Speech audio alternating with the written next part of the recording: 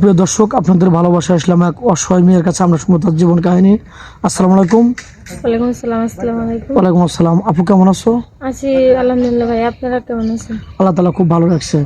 যাই হোক, তুমি আমাদের ক্যামেরার সামনে তো আগেও আসছিলে না? হ্যাঁ, আগে বসছিলাম। আগে ভিডিও করেছো, হ্যাঁ। এখনো কি কোনো সারা শব্দ পেয়েছো? না ভাই, এখনো কোনো সারা শব্দ পাই না, কারণ অসহায় গরিব মেয়ে, কেউ তো সারা শব্দ দিতেছে না। মানে মানুষের যত চেহারা থাকে, টাকা পয়সা না থাকলে এই টাকা যুগে পয়সা দিয়ে কিছু হয় না। মনে করেন যে কেউ চেহারা থাকলেও পাগল হয় না, টাকা পয়সা এই যুগের দাম বেশি। তুমি বলতে চাচ্ছ যে এই যুগে চেহারার দাম না, দরকার হলো টাকার। টাকার দাম, টাকা হলে ভালো মানুষ পাওয়া যায়, তাছাড়া পাওয়া যায় না। আচ্ছা, বুঝতে পারছি। যাই হোক, তোমার চেহারা সুন্দর, তুমি অনেক ভালো কিউট মেয়ে, নামাজ কালাম পড়ো। তোমার এলাকার কোনো ভাই বেরাদার কেউ বিয়ে করতে চায় না? আমাদের এলাকাতে মনে করেন যে যৌতুক বেশি, বুঝছেন, যৌতুক ছাড়া বিয়ে করতে চায় না। তো আমার তো সেই সামর্থ্য নেই, আমার বাবা মা কেউ নেই, সৎ কাকা কাকি, তার জন্য আমার বিয়ে দিতে পারতেছে না। আচ্ছা, তোমার এই দুটো আমাদের মুসলমানের দুটো ঈদ আসে, ঈদের ভিতরে বাবা মার কথা মনে পড়ে না? অনেকে হ্যাঁ, ডাকে। বাবা মা সবাই তো ডাকে, মা বাবা করে ডাকে, কিন্তু আমি ডাকতে পারি না। আমার তো মা বাবা নেই, শুধু কান্না করতে হয়।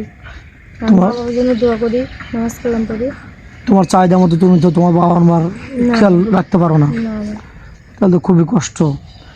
তো যাই হোক, আমাদের ক্যামেরার সামনে আসছো যে কোনো একটা ভালো ভালো একটা ছেলে চাই, আমি বট গাছের মতো ছায়া চাই। সেজন্য আমার পাশে সারা জীবন থাকে, আমি যেন তারা আমার পুরো ভালোবাসে, তারা আমি রাখতে পারি সারা জীবন।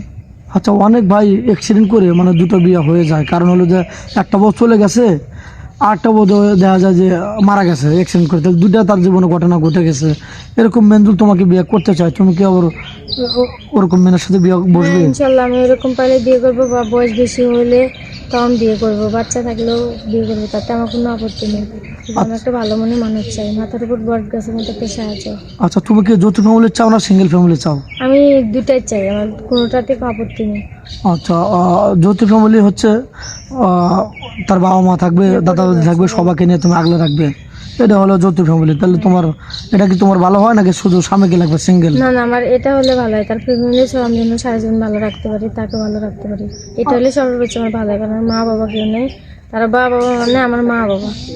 আচ্ছা, কোনো প্রবাসী ভাই তোমাকে বিয়ে করলো, আমাদের ভিডিওর মাধ্যমে বিয়ে করে তার বাড়িতে রেখে গেল, তুমি কি তাদের সাথে প্রতারণা করে আমাদেরকে কালারিং বানাবো, আমাদের ছোট করবে? না, না, আমি কখনো এরকম করবো না। আপনাদের উপরও সে ভরসা রেখে আমার বিয়ে করবে, আল্লাহ তাআলার উপর ভরসা করে আমরা বিয়ে করতে পারি।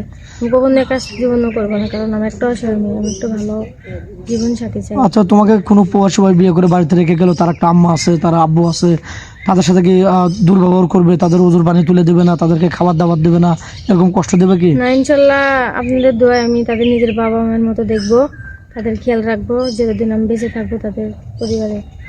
তাদের কষ্ট দেবে না? না, কখনো আমি সত্যি বলছো তো? হ্যাঁ, সত্যি বলতেছি ভাই, আমার তো মা বাবা নেই, মা বাবার আদর ভালোভাবে পাইনি।